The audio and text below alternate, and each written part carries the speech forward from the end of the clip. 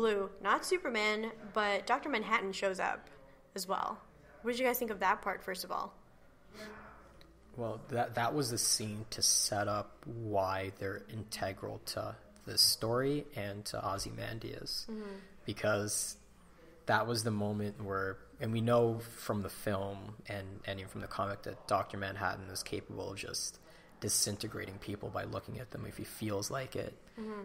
But because Marionette was pregnant in that moment, he showed, I guess, some mercy and humility, and that's what Adrian, like Ozymandias, is trying to rediscover, and why he had Rorschach break out Marionette, because they don't even want Mime. They want Marionette to try and bring Dr. Manhattan back to the universe and saying, like, you know what, like, we need that Dr. Manhattan. We need you to kind of take that sort of mercy on the world and fix things. So, like, that was important to setting that up and understanding why all the wheels were set in motion from the first issue. Right.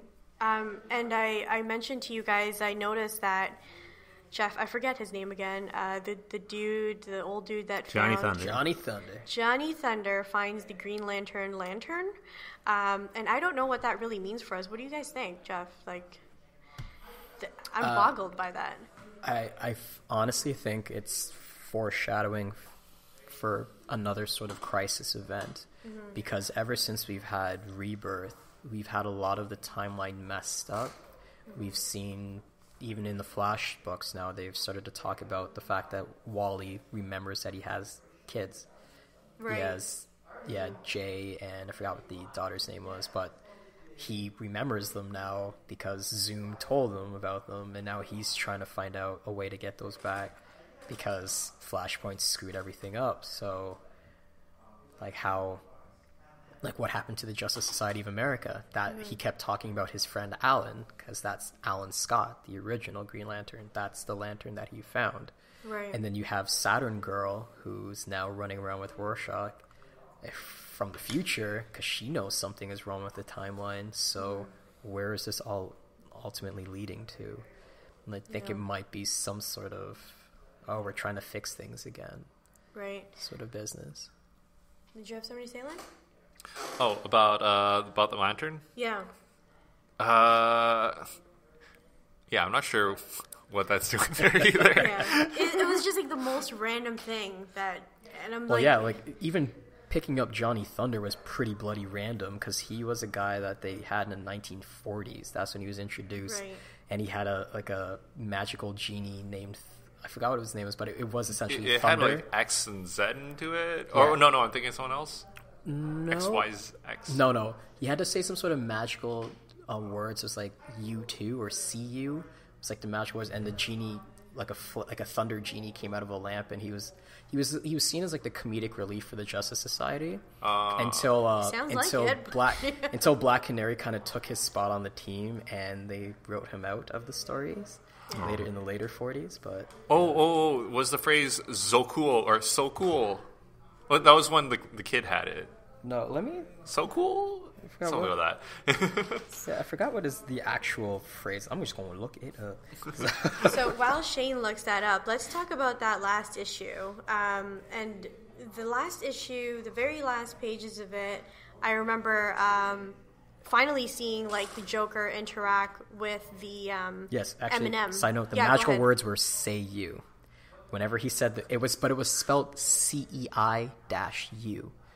And that was before text, guys. Right? Yeah. So whenever he said the word "say you," he would summon the Thunder Genie thing to help. And it was actually initially supposed to be a plot by this other magical universe to try and take over Earth, but things didn't go that way. Interesting. Yeah, he was really one of those 40s. Weird characters created in the 40s that really didn't make any sense. There's a lot of those in the 40s. I don't get the 40s. Yeah, I love those. In the post-World War There's II always world, one friend. where comics kind of grew up a little bit and leading up into the 60s, he didn't seem to fit anymore. Maybe that was their weird puberty part in the 40s. Yeah, but then again, Johnny Thunder has come back in multiple times since then. Just he's not a character that sticks around very long. Well, like Watchmen was the book that kind of grew up the superheroes, wasn't it? Like Yeah. that and The Dark Knight Returns. It's like, here's all these goofy things in all these tights, and now let's just make it all serious and stuff. And so followed shortly after that is just hyperviolence. In DC, anyway. In DC. Marvel had, I guess... They had pouches. They had their own equivalents in the 80s. It's just it was never as dark as those two storylines. Because there was a mini-series with the Wolverine one, the 4-issue one, that was actually really dark. When he went to Europe and... okay. Yeah. I was thinking about the one in Japan. No, Okay. not that one. It came after that. I think Right. That was also Frank Miller, I think it was right? a team up with Spider-Man. But Never saw that. yeah, it was pretty dark, all things Interesting. considered. So it was finally the Joker and Marionette and Mime finally meet each other. Birds of a flutter flock together. That's it. Like, it almost kind of seems like if there was an alternate universe, that probably would be Joker's kids or something. No incest intended, but, I'm just saying. He would totally claim them as his incest children, because that would be the biggest joke of all to him. That would be. There you go. Sorry, what you were saying? I was going to say, or is it the other way around where the Joker is actually their son? Well, like, what's Yeah, their role in exactly. this story? That could... Right? I never thought about that, but that makes a lot of sense. Yeah. But, like, it seems like these two characters are net new to the Watchmen universe. Like, why did Geoff Johns decide we need more Joker-looking people? Not saying that it's wrong, but he's trying to say something about it. I have no idea what it is. I don't know. Well, we already had the comedian in the Watchmen universe that was, I guess, a heroic Joker just without the face paint. Yeah. And so I guess to balance the scales, he needed someone on the opposite side Of the spectrum. of the to spectrum just- within yeah. those characters. And Goofy-ass people and the makeup still doing the same hyper-violence, but... the thing is, they're not really goofy per se, as opposed to just theatrically deranged. Yeah, theatric, yeah, okay. Yeah. Yeah. Like, the mime is always about putting on a show, and Marionette is about pulling strings in a situation. She has a Harley thing to her. Yeah. She has a Harley A thing. more calculated Harley thing. Yeah.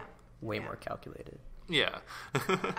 And we have to talk about this because I remember, like, when I started getting Doomsday Clock, kind of in the news feeds and starting to really get to know what that story was going to be about. Apparently it was supposed to be the thing that bridges, like, the new cleanup of the DC universe. So now that we have it in our hands, and of course this is after, I think it was like November of last year that they released the first one. Yeah, November 22nd. That's it. And then they said it was going to be a bi-weekly series Was it monthly? or monthly. I think it was I monthly. think it was supposed to be monthly, and then it Yeah. turned into bi-monthly. It was monthly, and then they were going to have, like, delays, I think, in Yeah, there's March supposed and to be one August. in March and Right, August, yeah. and then things just went crazy from there. Yeah, I know, from like the end of December when I was expecting Shane to put it in my pull list, nothing was there. Shane, what the hell? Why, Shane? No. Don't blame me. Or should I say, hate the game, not the player. Exactly.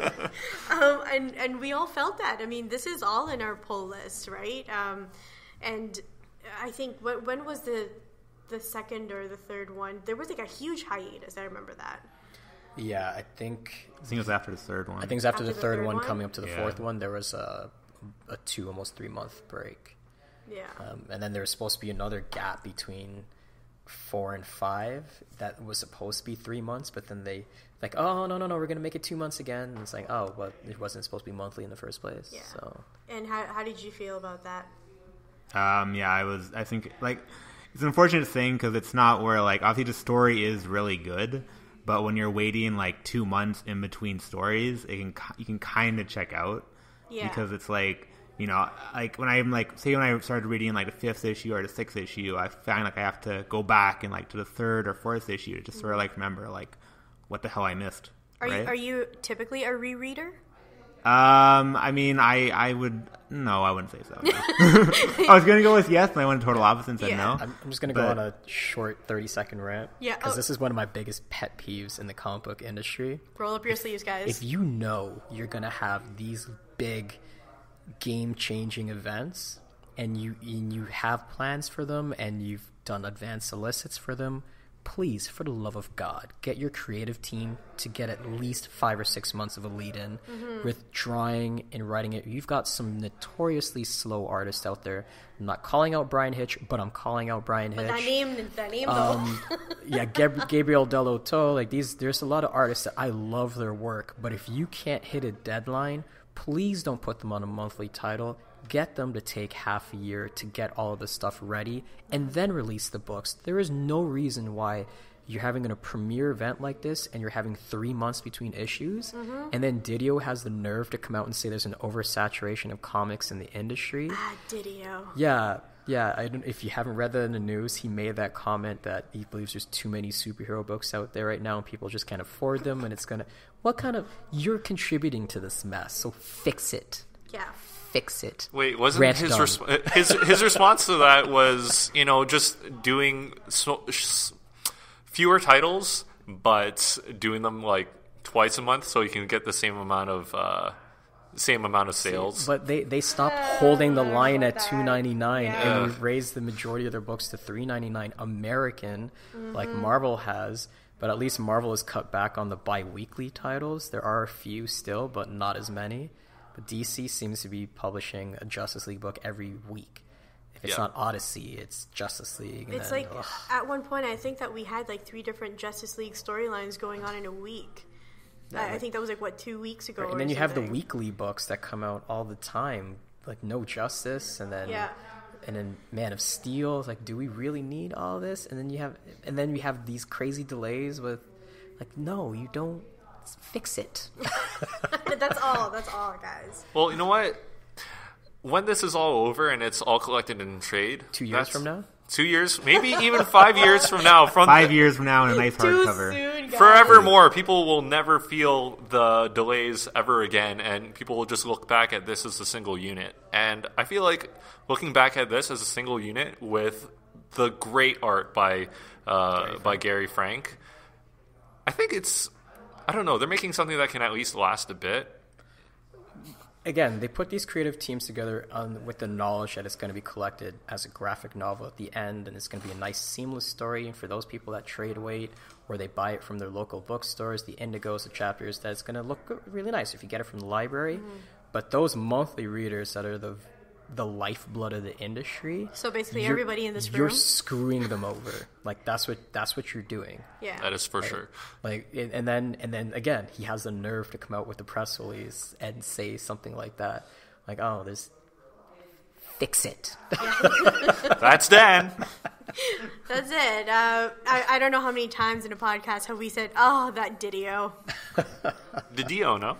Didio? Yeah, it's Italian. Didio. Oh, sure. Of the Dio. Look, he's from New York. It's Didio. Hey, I'm walking here. I'm Didio. Didio.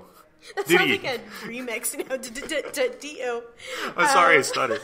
Yo, that sounds like a really broke down sort of a...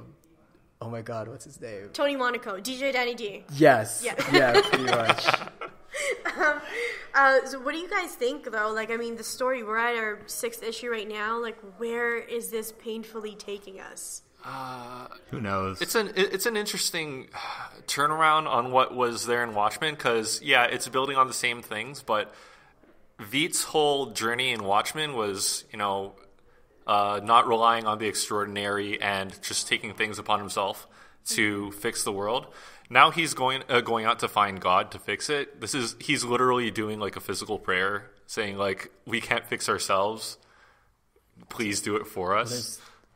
There's so many little plot lines and nods to current political affairs and even just the climate that The Watchmen was written in, when it comes to disinformation and then looking to God for help when characters like Lex Luthor are all about, I guess, removing Superman from the equation because we should rely on humanity instead of relying on these superheroes.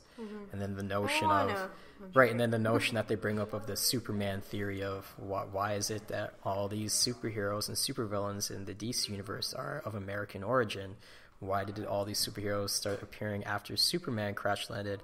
It's like, we accept Superman's story, but why was this sudden explosion? Does the government have anything to do with it? Who can you trust? Why are they discovering